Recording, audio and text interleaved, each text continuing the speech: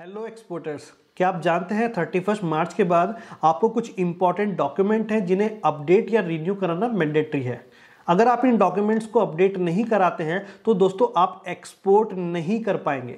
उसके अलावा इन डॉक्यूमेंट के बेसिस पर अगर आप एक्सपोर्ट कर भी देते हैं तो कस्टम में आपको काफ़ी प्रॉब्लम फेस करनी पड़ सकती है।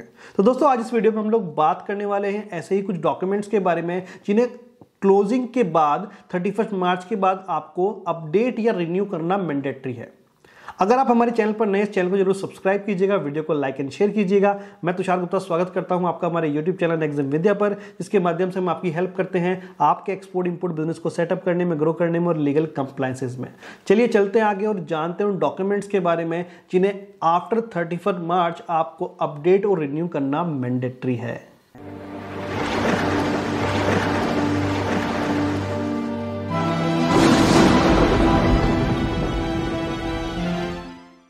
दोस्तों जो हमारा पहला डॉक्यूमेंट है जिसे आपको कंपलसरीली अपडेट करना है वो है आईसी कोड, यानी कि इंपोर्टर एक्सपोर्टर कोड। जैसा कि आप जानते हैं अगर आप इंडिया से एक्सपोर्ट या इंपोर्ट करना चाहते हैं तो आईसी कोड लेना मैंडेटरी है। और दोस्तों ये आईसी कोड आपको एवरी ईयर अपडेट करना भी मैंडेटरी है। अगर आप इसको अपडेट करना चाहते हैं तो आपको टाइम मिलने वाला है अप्रैल से जून के बीच में, जहां पर गवर्नमेंट की कोई भी फीस नहीं रहेगी। जो भी आपके कंसल्टेंट हैं वो सिर्फ अपना चार्ज लेंगे और इसको अपडेट कर सकते हैं। और दोस्तों आप खुद भी अपने आईसी को अपडेट कर सकते हो। उसके अलावा अगर बात करें इसकी डेडलाइन की तो उसकी डेडलाइन रहती है 30 जून। अगर आप 30 जून तक इसको अपडेट कर लेते हैं तो आपका आईसी एक्टिव रहेगा, अगर अदरवाइज उसके बाद वो डीएक्टिवेट हो जाएगा और आप एक्सपोर्ट नहीं कर पाएंगे।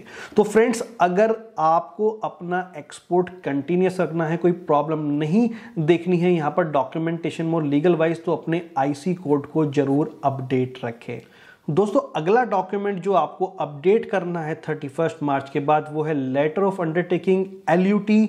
एलयूटी के बारे में जैसे कि आप जानते हैं अगर आप without payment of GST export करना चाहते हैं तो आपको एलयूटी सर्टिफिकेट की रिक्वायरमेंट होती है, एलयूटी लेना मैंडेटरी होता है। अब ये जो फ्रेंड्स एलयूटी आपको मिलता है ये एवरी ईयर में जो फाइनेंशियल ईयर होता है उसके लिए मिलता है। फॉर एग्जाम्पल अगर आपने एलयूटी अगस्त में लिया तो आपका एलयूटी नेक्स्ट ईयर 31 मार्च में यहां पर एक्सपायर हो जाएगा। तो जितने भी लोगों के पास अभी एलयूटी है उसकी जो ड्यू डेट है वो 31 मार्च है। उसके बाद 1 अप्रैल 2024 से जो नेक्स्ट फाइनेंशियल ईयर का एलयूटी है वो आपको लेना होगा, वो आपको इशू कराना होगा। तो जैसा कि आप जानते हैं यहां पर ये आपको 31 मार्च तक के लिए मिलता है। इसकी जो डेडलाइन है वो भी 31 मार्च ही है। उसके अलावा अगर आप कंटिन्यूस अपना एक्सपोर्ट रखना चाहते हैं और चाहते हैं कि विदाउट पेमेंट ऑफ जीएसटी ही आप एक्सपोर्ट करें तो 1 अप्रैल के आसपास इसको आप रिन्यू करा लीजिए, इसको आप रीइश्यू करा लीजिए।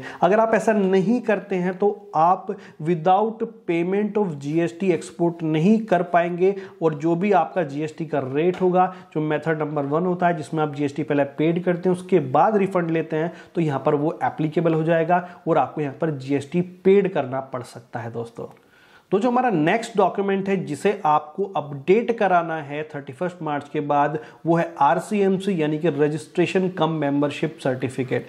आपके पास कोई भी आरसीएमसी है, चाहे वो ईपीसीएच का है, एपेडा का है, स्पोर्ट्स एक्सपोर्ट प्रमोशन काउंसिल का है, आप इस आरसीएमसी को रिन्यू करा सकते हैं, अपडेट करा सकते हैं। तो अगर आप ये रिन्यू कराना चाहते हैं तो इसकी भी जो लास्ट डेट है वो 31 मार्च है। उसके बाद काफ़ी आरसीएमसी एक्सपोर्ट प्रमोशन काउंसिल्स हैं जिनकी आरसीएमसी आपको फाइनेंशियल ईयर वाइज अपडेट करानी होगी, रिन्यू करानी होगी। तो अगर आप ये रिन्यू नहीं कराते हैं तो यहाँ पर आपको जितने भी एक्सपोर्ट के बेनिफिट्स हैं फ्रेंड्स वो नहीं मिल पाएंगे।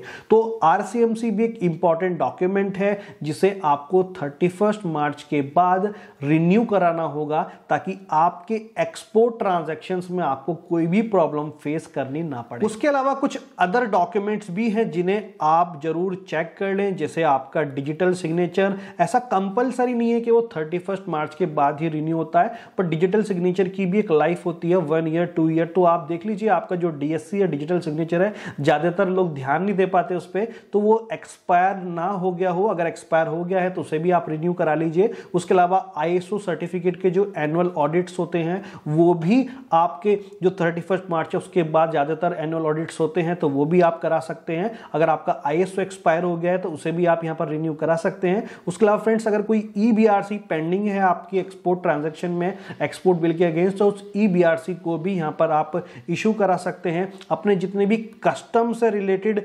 कंप्लायंस है उन्हें 31 मार्च से पहले पहले कंप्लीट करने की कोशिश कीजिए। कोई पेंडिंग आपका बिल रखा है अगर किसी भी बायर के अगेंस्ट, उस बिल्स को क्लियर करने की कोशिश कीजिए। तो जो लीगल कंप्लायंस वाइज जितनी भी आपकी पेंडेंसी है वो बिफोर 31 मार्च क्लियर करें, और आफ्टर 31 मार्च इन कुछ डॉक्यूमेंट्स को आप रिन्यू करा लीजिए, इनको अपडेट करा लीजिए, ताकि जो आपकी एक्सपोर्ट ट्रांजैक्शन है वो इजीली चलती रहे। बिकॉज ज्यादातर केसेस में देखा जाता है इन बेसिक छोटी छोटी प्रॉब्लम की वजह से ही एक्सपोर्ट के टाइम पे जब आप एक्सपोर्ट करते हैं तो कस्टम पे प्रॉब्लम आती है, और फिर आपको अननेसेसरी पेनल्टीज और अननेसेसरी जो फीस है वो पेड करनी पड़ सकती है। तो दोस्तों, इस वीडियो को रखते हैं यहीं तक। अगर आप हमारे चैनल पर नए हैं तो प्लीज सब्सक्राइब जरूर कीजिएगा, और कुछ भी क्वेरी अगर आपकी है, आप जानना चाहते हैं, वो हमें नीचे कमेंट पर जरूर बताइएगा। तो मिलते एक नई वीडियो में नए टॉपिक के साथ, तब तक के लिए थैंक यू, शुक्रिया।